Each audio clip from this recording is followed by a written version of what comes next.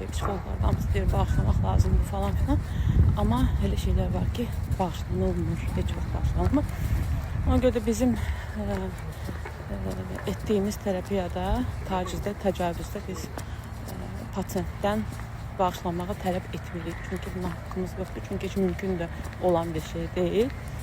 Amma elə momentlər var, elə insanlar var ki, hətta uşağında ər tərəfindən tacizi görüb, təcavüzü görüb bundan susurlar.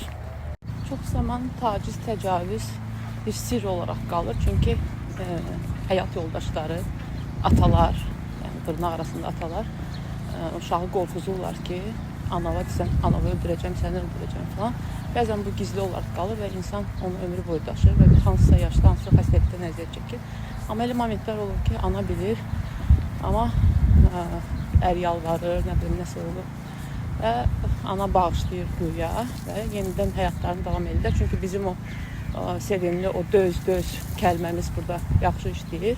Döz yaxşı olacaq, amma sizə demək istəyirəm ki, belə insanlar sağalmır.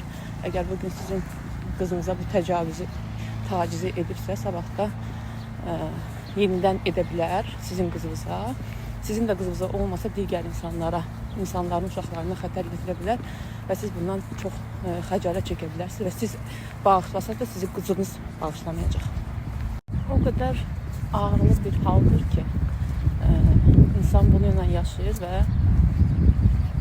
kişilərdən nifrət edir, güya nişanlanır, güya nişanlısını sevir, amma nişanlısı ona toxunuş edəndə ürək bulanma ilə, iyrənmə ilə cavab verir. Çünki hardasa uşaqlıqda bir taciz, təcavüz yaşayıb. Özdə kim tərəfindən, ən yaxını tərəfindən. Ona görə də bu onun həyatında ümumiyyətlə insan əri getməyə bilər, kişilərdən nifrət edə bilər ki, iyrənə bilər və yaxud hər hansı bir ailə qurmaq cəhdlərində hər hansı bir toxunuşdan ürək bulanma, nə bilim, iyrənmə, digər hallarla üzləşə bilər və özü də bilməyə bilər ki, əslində onun atasının və yaxud ən yaxın adamın etdiyi tacizlə əlaqədardır və yaxud təcavüzlə əlaqədardır.